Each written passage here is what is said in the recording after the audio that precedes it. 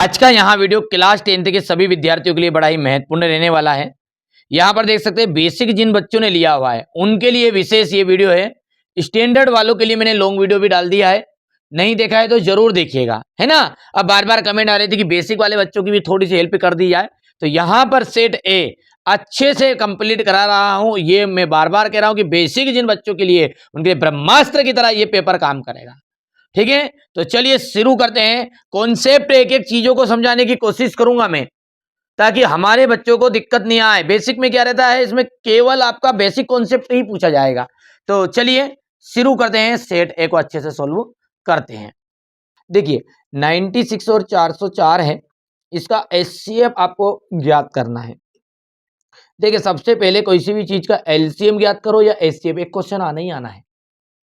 अच्छा, तो एलसीएम और एचसीएफ ज्ञात करने के लिए करना क्या होता है, तो सबसे पहले इनके अपने को फैक्टर ज्ञात होना चाहिए। फैक्टर का मतलब होता है आपका गुणनखंड, हिंदी माध्यम वालों के लिए ये इस तरीके से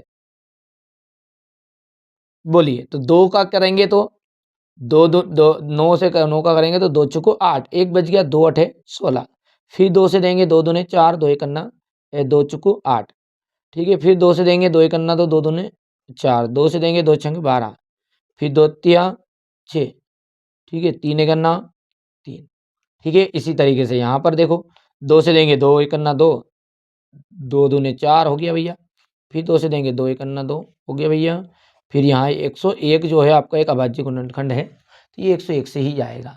अब यहाँ पर अपन फैक्टर की बात करें तो 96 और दोनों के जो फैक्टर हैं, तो 96 के जो फैक्टर निकल कर आए हैं वो कितने आए हैं, 1 2 3 4 5। तो दो की घात हो गई 5 इंटू 3। यहाँ से देखो 404 के जो है ना, 404 इसके कितने हैं, दो की घात 2 है और इंटू 5 है। अब ध्यान देना है, कोई यदि एलसीएम पूछे तो आपको क्या करना, सभी को लेना है और ज्यादा घात वाले को लेना है, दोनों में से कॉमन में। कॉमन भी साथ में लिखाएंगे और बिना कॉमन वाले भी लिखाएंगे, पर अपने को चाहिए एचसीएफ। और एचसीएफ बहुत ही सिंपल, जो कॉमन हो उसी को लिखते हैं एचसीएफ के अंतर्गत। उसमें भी घात जिसकी छोटी हो उस कॉमन वाले को लिखना है। तो दो की घात 2 छोटी है, ठीक है, तो दो दूने 4, तो इसलिए नाउ आंसर आपका बन गया है 4। ठीक है भैया, चलिए आगे बढ़ते हैं। अब अपना जो क्वेश्चन नंबर 2 है वो क्या कह रहा है कि जब a1 by a2 is equal है b1 by b2 is equal रहेगा c1 बाई c2, तो समीकरण निकाय a1x plus b1y plus c1 is equal to 0, a2x plus b2y plus c2 is equal to 0। ठीक है, तो यहाँ पर देखो तीन चीजें रहती इसकी हैं। ये देखो पहला जो है ये स्थिति जो रहती a1 by a2 is equal to b1 by b2 is equal to c1 by c2। जब ऐसी स्थिति आए तीनों ही बराबर, तो आपको बोलना है अनंता अनेक हल होंगे, या हम कह सकते हैं, ठीक है, मेनी सॉल्यूशन, अपरिमित रूप से अनेक हल रहेगा, ध्यान।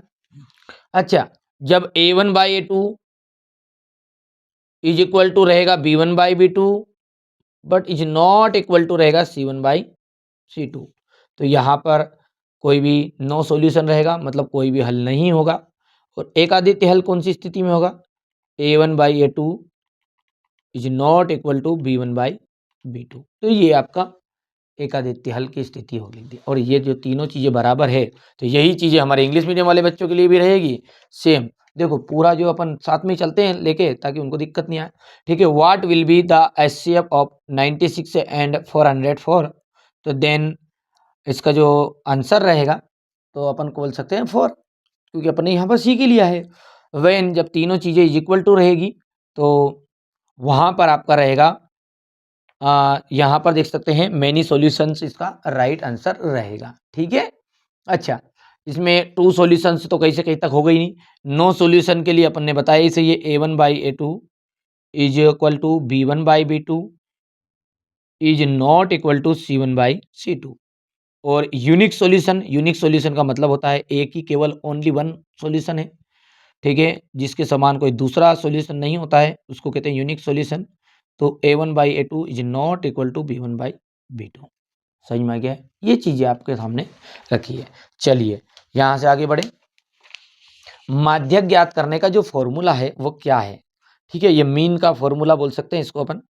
ठीक है, तो माध्यक जो ज्ञात करते हैं उसका फॉर्मूला कौन सा है, यहाँ पर देखिए ये जो है ना, ये आपका माध्य का है। किसका है? माध्य।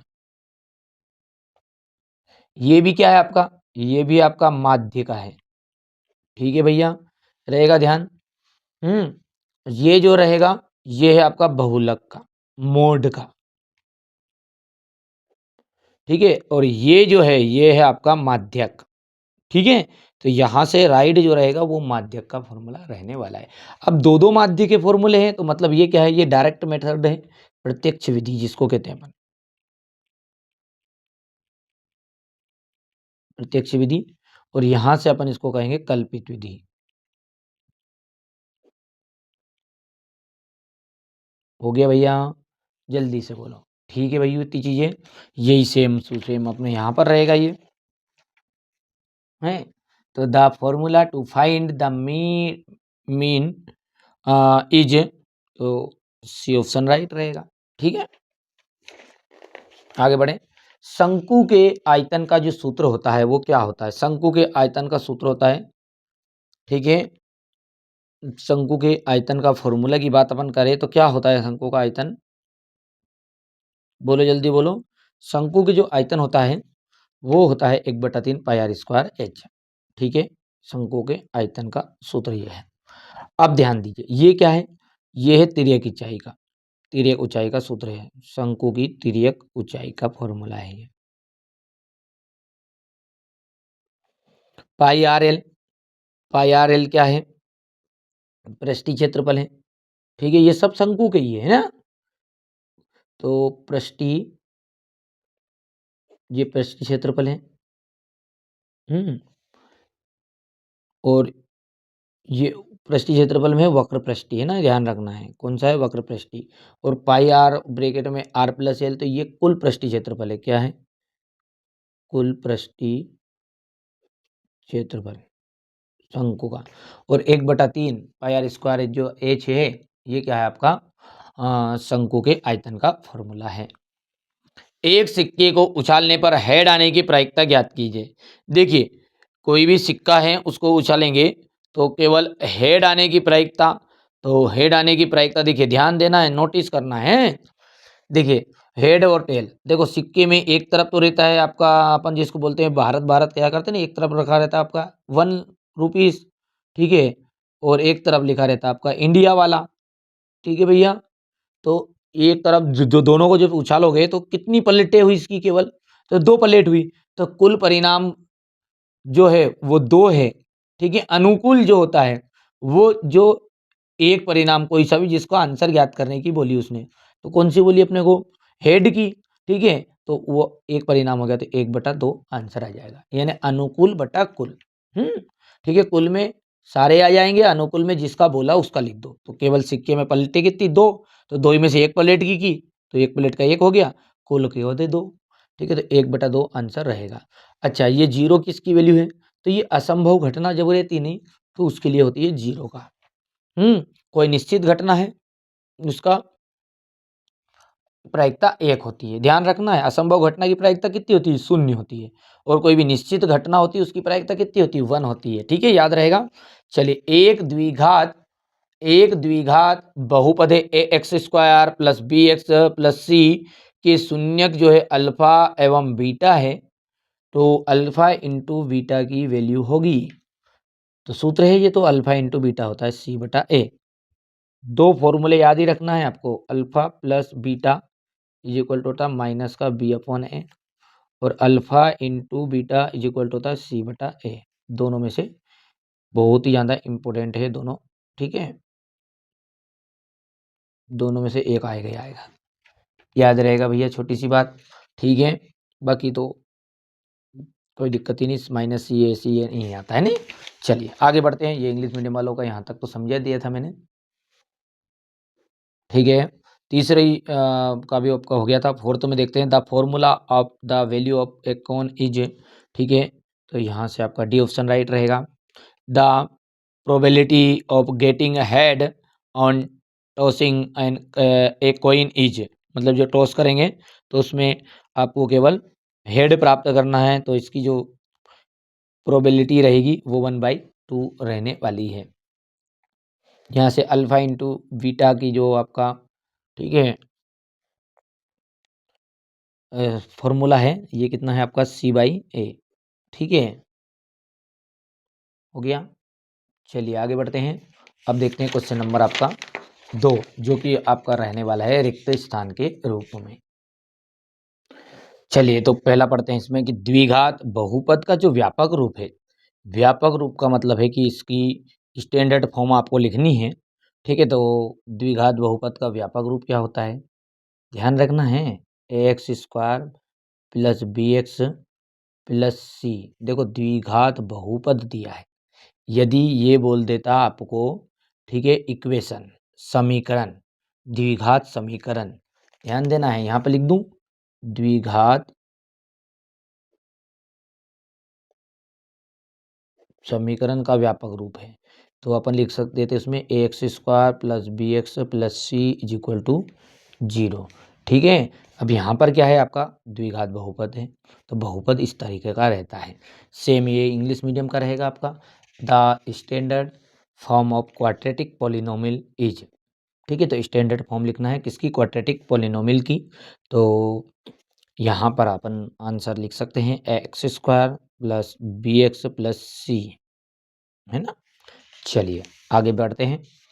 द्विघात समीकरण ax² plus bx plus C is equal to 0 को हल करने हेतु द्विघाती सूत्र है। द्विघाती समीकरण है आपका, यानी कि ये भी आपका क्वाड्रेटिक इक्वेशन है। इसको हल करने का आपका फॉर्मूला क्या है, फॉर्मूला क्या है इसका, देखिए, तो माइनस का b, जहाँ से देखो ये x दिया है ना, इसलिए x के इज इक्वल टू लिख देना आप, यहाँ पे लिख दूँ, तो ये दूसरा है आपका x is equal to minus B, ठीक है, minus B plus minus under root है b² minus 4ac upon 2a, हो जाएगा आपका ये बढ़िया से। चलिए प्रत्येक वर्ग, ठीक है, प्रत्येक वर्ग होते हैं, तो प्रत्येक वर्ग कैसे होते हैं, सिमिलर होते हैं, समरूप होते हैं, समरूप होते हैं। सेम ये इसी तरीके से यहाँ पर देखो बेटा, तो ये quadratic formula to solve the quadratic equation ax² plus bx plus C is equal to 0, समझ में आ रहा है। तो यहाँ से आपका आ जाएगा इसका x is equal to minus का b प्लस माइनस करनी में b² माइनस 4ac बटे में 2a। अब इच स्क्वायर इज सिमिलर, तो यहाँ पर जाएगा सिमिलर। ठीक है, समझ में तो आ रहा है बेटा, बता देना आप, तो नहीं तो वीडियो में इंग्लिश मीडियम वालों के लिए एक अलग से बना दूंगा ना, हिंदी मीडियम वालों के लिए अलग से कर दूंगा। कोशिश मेरी यही कि साथ में अच्छा रहेगा, थोड़ा सा हमारे हिंदी मीडियम वाले बच्चे भी तो थोड़ा सीख जाए। देखो बेटा, मैं हिंदी मीडियम पढ़ाता हूँ, वास्तविक में छोटी मोटी कहीं ना कहीं कमी रह जाए तो उसको नज़रअंदाज कर देना है, सपोर्ट करना है बेटा, है ना। देखो वास्तविकता बात यह है कि अपन हिंदी मीडियम को पढ़ाते हैं, तो कोशिश कर रहे हैं फिर भी आपके लिए समझाने के लिए। अच्छा, किसी बिंदु की वाई अक्ष से दूरी बोले, क्या बोल रहा है वो, किसी बिंदु की वाई अक्ष से दूरी, है ना। अच्छा, वाई अक्ष से जो दूरी है वो या तो एक्स निर्देशांक बोल दो उसे, क्या बोल दो, एक्स निर्देशांक, या फिर भुज कह दो, या तो आप कह सकते हो उसे भुज, या फिर दोनों में से एक, कुछ भी लिख देना है। वाई अक्ष है तो लिखाएगा क्या, एक्स निर्देशांक, ठीक है, ठीक है भैया। और यहाँ पर अपना ये द डिस्टेंस, ये तो वाई एक्सिस है तो भुज बोल देंगे, और भुज को अपन यहाँ पर एब्स एबस सीसा, जो भी पढ़ो पढ़ लेना है ना, ये बोलते हैं इसको, इसकी भाषा में ये एक्स कोऑर्डिनेट भी बोलते हैं इसको, ठीक है। अच्छा, सभी संभव प्रायिकताओं का योग, सारी की सारी जो संभव प्रायिकता है उसका योग कितना होता है ना, उसका योग सदैव 1 होता है, 1। क्या होता है, 1, सभी संभव प्रायिकताओं का योग कितना होता है, 1 होता है। अच्छा, किसी बिंदु से वृत्त पर खींची गई स्पर्श रेखाएं परस्पर कैसी होती है। देखो कोई भी बिंदु है, ये कोई बिंदु है, और ये कि ये वृत्त है, और इस वृत्त पर बाहर से अपन खींचेंगे कोई भी दो स्पर्श रेखा, तो स्पर्श रेखा इस तरीके से होती है, ये जो टकराती हुई जा रही है, ठीक है, इस तरीके से। तो एक बाह बिंदु से कितनी वृत्त पर स्पर्श रेखाएं खींच सकते हैं, तो केवल दो, ठीक है। अब इन दोनों की जो लंबाई होती है, ये यदि 5 सेंटीमीटर, तो ये भी कितने बनेगी, 5 बनेगी। तो ये जो होती है, ये कैसी होती है, बराबर होती है, बराबर बोल सकते हैं, समान बोल सकते हैं, ठीक है, या फिर अपन लिख देंगे बराबर, ठीक है। समझ में आ गया है, बोलो हाँ या ना। चलिए यहाँ से अपन इंग्लिश मीडियम वाले बच्चों का ये तो 3 तक तो हो गया था। 4th नंबर पर आपको यहाँ पर लिख देना है, sum of the all probability of an event always equal to 1। और tangent drawn draw from any external point to a circle equal, ठीक है। तो कितना आ जाएगा बेटा, यहाँ से इक्वल ही आ जाएगा, तो इक्वल भरा है ही सही, वो मेंटली इक्वल, ये इक्वल आंसर ही भर दिया इसमें ना, कोई दिक्कत नहीं, ये रिक्त स्थान में भरने का था। हो गया, कर पाओगे। चलो आगे बढ़ाएं भैया, जुलूस जुलूस आगे बढ़ा दे। सत्य और असत्य है ये, हैं। अब देखिए पहला सत्य सत्य पढ़ते हैं कि द्विघात समीकरण है आपका x² minus 4x plus 4 is equal to 0 का विविक्त कर 1 होगा। तो देखो विविक्त कर को इंग्लिश में कहा जाता है डिस्क्रीमेंट, ठीक है। तो यहाँ पर डिस्क्रीमेंट का मतलब विविक्त कर है, तो अच्छा विविक्त कर को ज्ञात करने का सूत्र क्या है, तो इसका सूत्र होता है b² माइनस 4ac, ठीक है, इज इक्वल टू 0, है ना। तो क्या होता है b² minus 4ac is equal to 0। अब b² यानी a की वैल्यू यहाँ पर 1 है, b की वैल्यू -4 है और c की वैल्यू 4 है, ठीक है, या 4 है मतलब। तो b की वैल्यू होगी -4 की घात 2 -4 इंटू ए यानी कि 1 इंटू सी यानी कि 4। तो आंसर कितना आएगा आपका, देखो 4 चौको तो 16, 1 हुआ, घात 2 है तो माइनस से माइनस तो कैंसिल, तो 16 हो गया। ये भी 4 चौको 16 हो गया, तो 16 माइनस 16, तो आंसर तो कितना आना चाहिए था 0, पर यहाँ पर कितना दिया 1 दिया है, इसलिए भाई साहब ये तो बात हो गई आपकी असत्य, है ना। चलिए तो इसी तरीके से ये सेम वैसा के वैसा, the discriminant of the quadratic equation, यहाँ से ये आंसर 1 नहीं आने का था, यहाँ से 0 आता, तो इसलिए ये आपके हो गई फाल्स, और क्या है आया, सही में नहीं आया। चलिए आगे बढ़ें। एक वास्तविक संख्या अल्फा द्विघात समीकरण ax² plus bx plus c is equal to 0 का मूल कहलाती है। बिल्कुल ये बात ये सत्य है, क्योंकि ये मूल ही तो है। अच्छा सार्वंतर धनात्मक ऋणात्मक और शून्य भी हो सकता है, सही बात है। सार्वंतर जो धनात्मक भी हो सकता है पॉजिटिव हो, 3 हो आपके सामने, जैसे मान के चलिए यहाँ पर अपन बात करते हैं 2, 2 के बाद में मैंने लिख दिया 5, 5 के बाद में लिख दिया 8, 8 के बाद लिख दिया 11, तो ये आपकी एक एपी हो गई। तो 5 में से 2 घटाओगे तो 3 बचेगा, 8 में से 5 घटाओगे तो 3, यानी कि यहाँ पर डी की जो वैल्यू आ गई वो पॉजिटिव आ गई, यानी कि धनात्मक आ गई।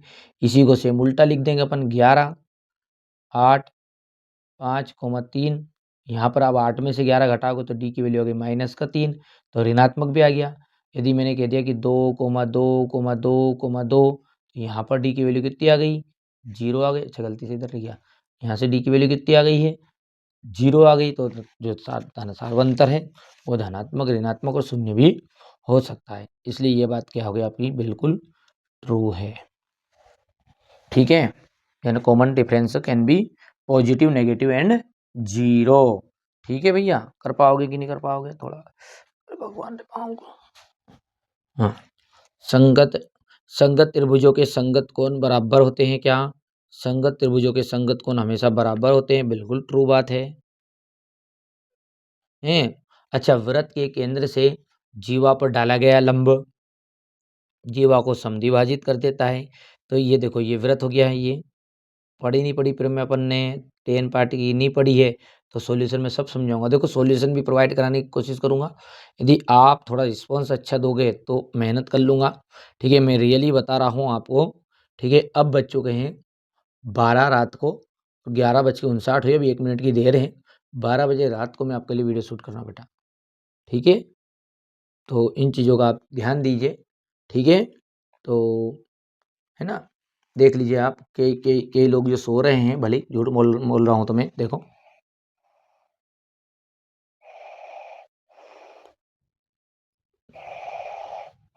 सुनाई दी आवाज़ आपको, ठीक है। तो बेटा यहाँ पर देखो मेहनत आपके लिए कर रहा हूँ तो आप सपोर्ट करना पूरा, है ना। बाकी देखो यार, आप मर्जी आपकी है, देखो उस मालिक देख रहा है वो मेरे को ऊपर से, मैं मेहनत कर रहा हूँ या नहीं कर रहा हूँ, कोई बात नहीं है। आज नहीं तो कल ये इसमें थोड़ा बहुत नहीं मिलेगी अपने को सफलता, तो दूसरी ऐड के करेंगे, है ना, कोई दिक्कत नहीं है।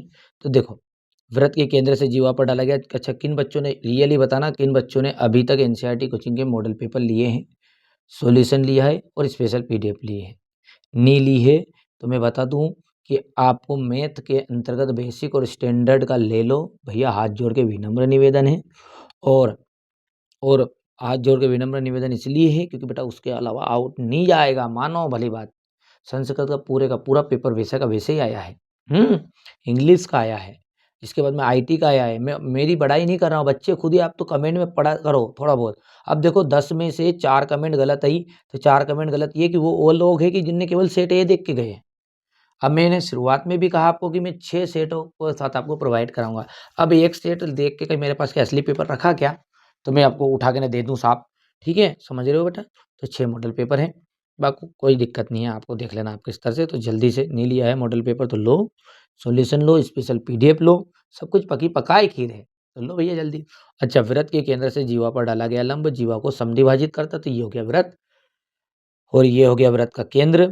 और इस व्रत के केंद्र से ये होती है आपकी एक जीवा, याद करो, है ना, ये हो गई जीवा एक, सॉरी गलती हो गया, मैं गलत गलत कर दिया मैंने, स्पर्श रेखा लिख दिया बेटा, ये स्पर्श रेखा है, ये होती है जीवा। यहाँ पे नीचे अंदर कर दूँ ये, तो ये जीवा पर डाला गया लंब, ये ओ, और यहाँ पर रहता है ए, और ये बी, गलती से नीचे की लाइन को मत कर लिखना है। तो ये यहाँ से अपन लिख दिया, मान के चलिए पी, तो अपना क्या जाएगा, तो व्रत के केंद्र से जीवा पर डाला गया लंब जीवा को समद्विभाजित करता है, बिल्कुल सत्य बात है, ये अपन ने देखा ही सही है। तो वो बड़ा बड़ा व्रत वाला देखा वो बड़े व्रत के अंदर छोटा व्रत, वो उसी की बात चल रही है ना। तो यहाँ पर ये ट्रू बात है, कुल मिला के बात ये है ना। ये हो गया आपका ट्रू। घात दो के किसी घात दो के किसी बिंदु, सॉरी, घात दो के किसी बहुपद के अधिक से अधिक 2 शून्यक हो सकते हैं, बिल्कुल सत्य बात है, ध्यान देना है। यदि यदि आपके पॉलिनोमियल्स जो है उसके केवल और केवल 2 शून्यक हो सकते हैं, बिल्कुल सही बात है, ठीक है। तो मैं ये कहना चाह रहा हूँ कि यदि द्विघात है तो द्विघात है, घात 2 मतलब द्विघात, 3 घात है मतलब त्रिघात, रेखिक मतलब एक घात है। तो एक घात वाले का केवल एक शून्यक होता है, 2 घात वाले का अधिकतम 2 शून्यक होंगे, 3 घात वाले का अधिकतम कितने शून्यक होंगे, 3 होंगे, बस इतनी सी बात याद रखना है, ठीक है। तो घात 2 के अधिकतम शून्य कितने हो गए, 2, तो ये हो गया आपकी सत्य बात, ठीक है। यहाँ पर अपन बात करते हैं, तो ये देखिए इंग्लिश मीडियम वालों के बच्चों के लिए ए ए रियल नंबर, तो ये तो आपका ट्रू है, इसे अपन ने बता ही दिया आपको, ठीक है। TRUE, अपने तो स्पेलिंग भी याद नहीं रहे इंग्लिश मीडियम की सही साठ तो। कर दो बेटा, थोड़ा सा नीचे करो, कम कर देना थोड़ा सा, ये हो गया। अच्छा, तीसरा क्या कह रहा है, ये भी आपका ट्रू है, the common difference can be positive negative and zero, जैसा कि अपन ऊपर बता ही दिया है, तो ये भी आपका हो गया ट्रू, ठीक है। और यहाँ से आपका रहने वाला है फोर्थ, तो ये फोर्थ के अंतर्गत आपका ट्रू है ये भी, ठीक है, यहाँ से ये भी ट्रू हो गया है। और फिफ्थ जो है वो भी आपका ट्रू है, जैसा कि बता ही दिया अपन ने, ऊपर ही समझाया है, ट्रू हो गया ये। और यहाँ से 6 नंबर का जो है घात 2 है, यानी पॉलिनोमियल्स ऑफ डिग्री कैन, तो डिग्री 2 है, तो नंबर ऑफ जीरोस भी कितने होंगे, 2 रहेंगे जीरोस, ठीक है। डिग्री 1 रहेगी तो यहाँ पर नंबर ऑफ जीरोस कितने रहेंगे, 1 रहेंगे। डिग्री 3 रहेगी तो नंबर ऑफ जीरोस 3 रहेंगे, बस अधिकतम, ज़्यादा से ज़्यादा मोस्ट, ठीक है। तो अपने को यहाँ भी ये ट्रू ही लिखना पड़ेगा। हो गया भैया, आगे बढ़ाएं जुलूस। देखिए 1 plus cot square theta is equal to होता है कोसेक स्क्वायर थीटा, और इसका एक वीडियो मैंने आपको अपलोड भी कर दिया है चैनल पर, देख लेना है। ये 8 चैप्टर से जो कि किस तरीके से बना हुआ है पूरा, अब वो वहाँ से देखना है आपको, ठीक है। 1 प्लस कोट स्क्वायर होता है कोसेक स्क्वायर, सेक थीटा होता है, सेक का होता है 1 बाई कोस, अंडर रूट है sec square theta minus ten square theta, तो इसकी वैल्यू होती है 1, क्या होगी इसकी वैल्यू 1।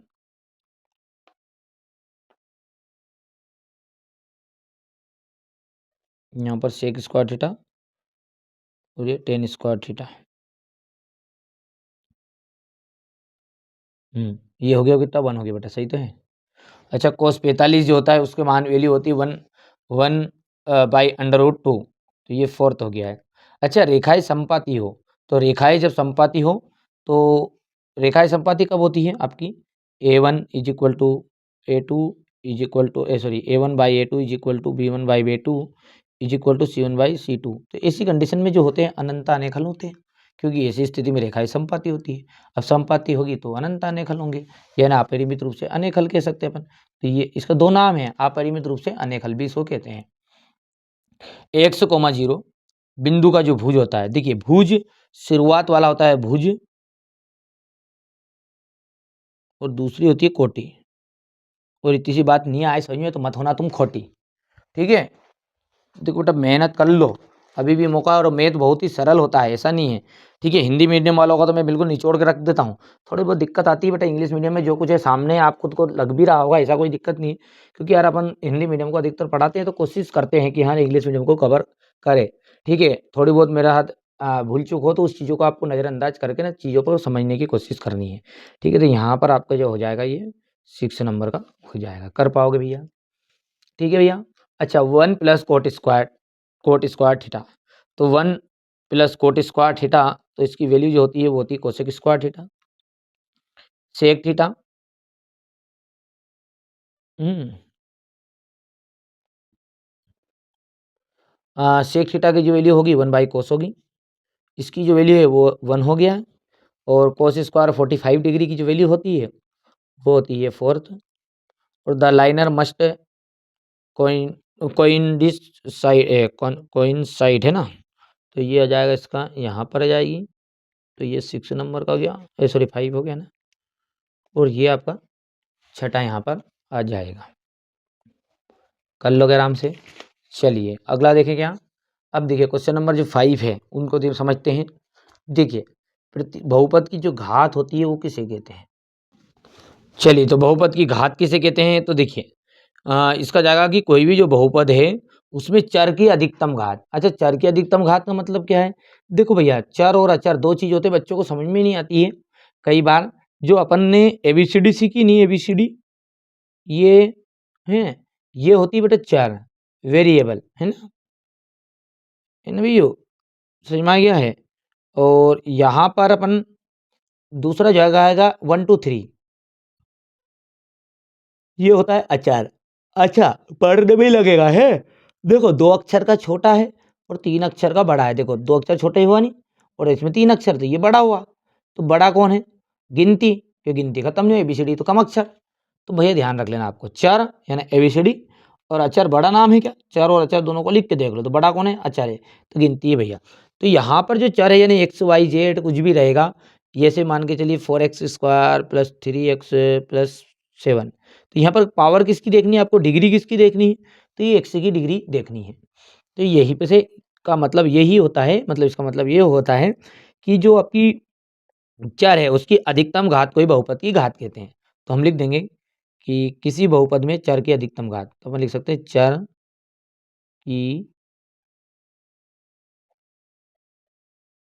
चर की अधिकतम घात को बहुपद की घात कहते हैं। ओके भैया, चर की अधिकतम घात को क्या कहते हैं, बहुपद की घात कहते हैं। कर पाओगे, जल्दी बताओ, जल्दी बताओ, फटाफट बताओ, आगे बढ़ाऊं जुलूस। द्विघात समीकरण का मानक रूप आपको लिखना है, ठीक है भैया। अच्छा द्विघात बहुपद का मानक रूप क्या बन जाएगा आपका, यानी स्टैंडर्ड फॉर्म लिखनी है आपकी, स्टैंडर्ड फॉर्म, ठीक है। तो द्विघात समीकरण है, तो द्विघात समीकरण क्या होती है, a² + bx + c = 0। और यहाँ से अपन यदि 0 हटा देंगे तो ये पोलिनोमियल यानी कि आपका बहुपद के लिए बन जाएगा, ठीक है। अच्छा किसी एपी के प्रथम n पदों का जो योग होता है उसको ज्ञात करने का सूत्र बताइए। तो n पदों का फॉर्मूला होता है आपका Sn is equal to n/2 bracket में a प्लस एल भी लिखते हैं इसको, और इसका दूसरा फॉर्मूला आपको सबको पता है 2a प्लस n-1d, वही है, दोनों में से कोई सही लिख दो। तो अब देखिए बेटा, यहाँ पर ये क्वेश्चन नंबर 4 है। तो इसका उन्नयन कोण किसे कहते हैं, तो गलती से मैंने दृष्टि रेखा की लिख दी है, कोई दिक्कत नहीं, तो दृष्टि रेखा की परिभाषा भी आती है। उन्नयन कोण की मैं बता दूंगा आपको यहाँ पर कि वस्तु और हमारी आंख को मिलाने वाली रेखा को तो अपन दृष्टि रेखा कहते हैं। तो जो दृष्टि रेखा है, जब वस्तु हमारी आंख से ऊपर रहनी, उन्नयन मतलब गर्दन ऊंची करनी पड़े व्यक्ति को, अवनमन मतलब गर्दन को नीची करनी पड़ेगी। ठीक है, जब वस्तु मान के चलो ऊपर रहे कहीं की जगह ना, गर्दन ऊंची करके देखो आंख फाड़ना पड़ा ऊपर की तरफ, तो उसको कहते हैं उन्नयन कोण। तो उन्नयन कोण बनता कब है? ठीक है, तो जब हमारी जो वस्तु होती है जो हमारी आंख से ऊपर होती है, तो दृष्टि रेखा और क्षैतिज रेखा दो के बीच में बनने वाला कोण, सीधी सी बात है, अपन लिखेंगे दृष्टि रेखा और क्षैतिज रेखा के बीच में बनने वाला कोण को अपन कहते हैं उन्नयन कोण। पर वही का वही कोण तो आपका अवनमन भी होता है। तो हम इसकी लाइन लिखेंगे तो इतना सा लिख सकते हैं, इसमें यहाँ पर लिखने की कोशिश करता हूं मैं कि जब वस्तु हमारी आंख से ऊपर होती है तो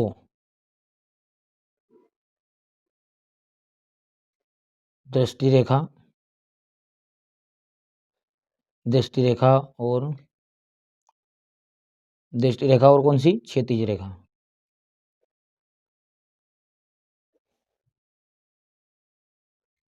के बीच बनने वाले कोण को, बेटा 2 नंबर के लिए है, कोण को उन्नयन कोण कहते हैं। ये आ भी जाता है ना, उन्नयन कोण कहते हैं। कर पाओगे ये चीज़? थोड़ा सा 2 बार होगी तो गबर सपर थोड़ा लगे, पर समझ में आ गया नहीं आया? ठीक है, गर्दन को ऊंची करनी पड़ेगी, ऊंची करनी पड़ेगी तो दृष्टि रेखा क्षैतिज रेखा दोनों के बीच में बनने वाले कोण को उन्नयन कोण कहेंगे। अच्छा, असंभव घटना की जो प्रायिकता होती है कितनी होती है?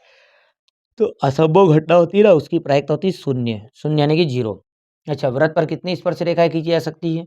तो वृत्त पर खींची जा सकती है अनंत। ध्यान रखना है, बहुत बेसिक कॉन्सेप्ट है ये, आएगा ही आएगा रे नाना हम हैं। वृत्त पर कितनी स्पर्श रेखाएं खींची जा सकती है? तो अनंत। पर याद रखना है, स्टार लिख दूं यहाँ पे, ये एक वृत्त है, इस वृत्त पर अनंत स्पर्श रेखाएं खींच सकते हैं। तो यदि किसी ने पूछ लिया कि एक वृत्त पर कितनी स्पर्श रेखाएं खींच सकते हैं, तो कितनी स्पर्श रेखाएं खींच सकते हैं? तो अनंत हो गई। लेकिन उसने बोला कि एक वृत्त पर कितनी समांतर स्पर्श रेखाएं खींच सकते हैं? कितनी समांतर स्पर्श रेखाएं खींच सकते हैं? केवल 2। ठीक है, एक वृत्त पर कोई भी एक बिंदु से, ध्यान रखना 3 कॉन्सेप्ट है अलग अलग, एक बिंदु से कितनी रेखा खींच सकते हैं? तो एक बिंदु से, यदि एक ही बिंदु की बात करें तो बिंदु हो गया यहाँ, तो केवल एक खींची जा सकती। समांतर कितनी खींच सकते हैं? ठीक है, 2। और वो पूछे कि कितनी स्पर्श रेखा खींच सकते हैं, नाम दिया ही नहीं, ना तो कोई बोला समांतर, ना बोला कि एक बिंदु, तो यहाँ पे लिख देंगे अनंत। 3 में से एक तो आएगा आएगा, पर कोशिश करना उसको समझने की। समझ में आ गया भी होगा कि मैंने लाइन जो बोली, सुनना ध्यान से, मैं दोहरा देता हूँ, है ना, कहीं समझ में नहीं आई हो तो। वृत्त के एक बिंदु से, वृत्त के एक बिंदु से केवल कितनी रेखाएं खींची जा सकती? तो एक। वृत्त के समांतर कितनी स्पर्श रेखाएं खींच सकती है? तो समांतर खींची जा सकती है 2। और वृत्त पर कितनी स्पर्श रेखाएं खींची जा सकती है? तो वृत्त पर तो भाई साहब करना जाने कितनी खींच सकते हैं, अनंत। ठीक है भैया, कर पाओगे? जल्दी बोलो, जल्दी बोलो, जल्दी बोलो। ठीक है, बोलो जल्दी बोलो भैया। अच्छा, यहाँ पर अपन देखेंगे what is called the degree of polynomial. ठीक है, तो the highest power of the variable is polynomial is called degree. ठीक है, लिखूं क्या इसको कि कर लोगे? बोल के बता रहा हूं मैं, the highest power of the variable in the polynomial is called, ठीक है, बस बहुपद की गाते जाएगा और क्या, है ना, इट्स कॉल्ड, इट्स डिग्री। और right standard form of quadratic equation. तो यहाँ से अपन पता ही कि अपने को पता होना चाहिए कि x square plus B x plus c equal to 0। ठीक है, अच्छा, write the formula of find the sum of the first n term of an AP. तो यहाँ से अपन इसका तीसरा जो लिखेंगे वो आपको लिख सकते हैं S N equal to n/2 और a प्लस एल। हो गया? चलिए फोर्थ क्या कह रहा है कि what is called angle of elevation, ठीक है। तो यहाँ से अपन इसका लिए, तो ये तो आपको कर लोगे बेटा, है ना, ये क्योंकि बहुत बड़ा इसका आंसर रहेगा, है ना, ये जैसे कि ये लिखा पन्नों पर। और what will be the probability of on impossible event, तो यहाँ पर क्या बोला जाएगा, इम्पॉसिबल इवेंट है तो यहाँ पर इसकी वैल्यू जो होगी, और पॉसिबल होती तो 1 होती, इम्पॉसिबल है तो 0 आ जाएगा, तो यहाँ पर लिख देंगे 0। और how many tangents can be drawn to a circle, तो यहाँ पर अपन लिखेंगे इन्फिनिटी, अनंत, ठीक है, याद रहेगा भैया। बोलो बोलो बोलो खजूर, इन्फी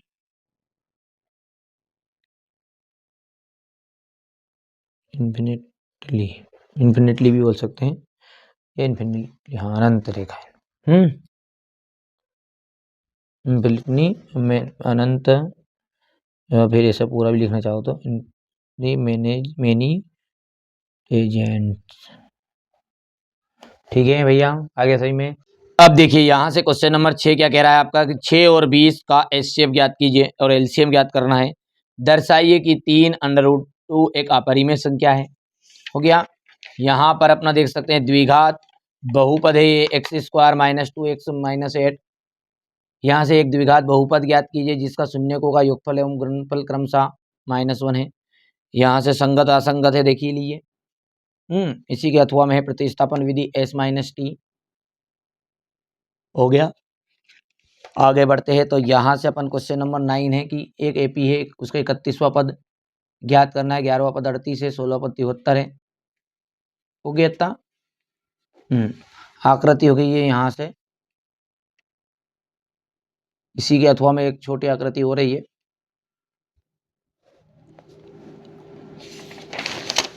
क्वेश्चन नंबर 11 क्या कह रहा है आपको, देख लीजिएगा कि यदि कोई बिंदु है ए 6,1 8,2 9,4 तो डी है P-3 तो समांतर चतुर्भुज है, तो P का मान ज्ञात करिए, हो गया। यहाँ से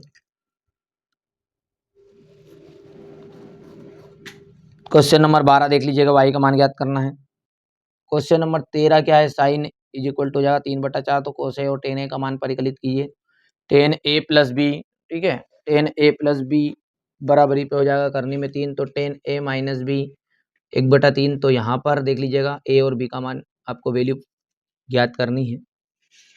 आगे क्या है क्वेश्चन नंबर 14 में कि सिद्ध कीजिए कि दो साकेंद्री वृत्तों पर स्पर्श बिंदु स्पर्श करती है, मतलब बड़े वृत्त की जीवा छोटे वृत्त को स्पर्श करती है तो स्पर्श बिंदु पर समद्विभाजित हो जाती है।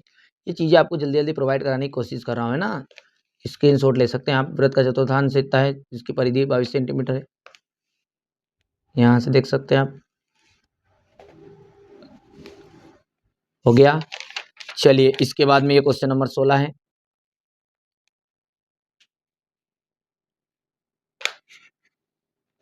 यहाँ से क्वेश्चन नंबर 17,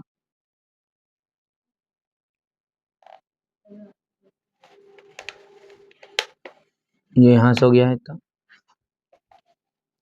क्वेश्चन नंबर 18, 19 के का मान ज्ञात करना, ये आएगा है ना, हो गया। इसके बाद में ये क्वेश्चन नंबर 19 20 हो गया। क्वेश्चन नंबर 21, ये कक्षा में 10वीं कक्षा है, पहली प्रतियोगिता, लड़कियों की संख्या लड़कों की संख्या से 4 अधिक है, तो प्रतियोगिता में भाग लेने वाले लड़कों की संख्या की ग्राफी विधि से ज्ञात करना है आपको। यहाँ से प्रतिस्थापन विधि से इसको सोल्व करना है। ऊंचाई 2.4 सेंटीमीटर, ठीक है, हो गया। इसके बाद में ये क्वेश्चन नंबर आपका 23 रहेगा।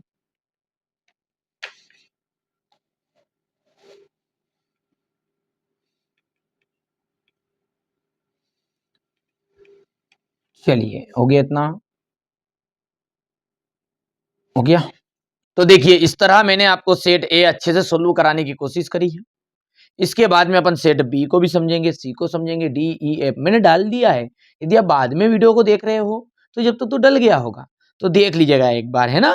तो आइए ये अपन एक क्लास को यहीं पर खत्म करते हैं और अगले वीडियो में अपन सेट बी को देख लेंगे। नहीं देखा है तो मैंने कह दिया है कि आप एक बार जरूर इसकी प्लेलिस्ट को चेकआउट कर लो। चलिए तो यहीं पर इस वीडियो को खत्म कर देते हैं।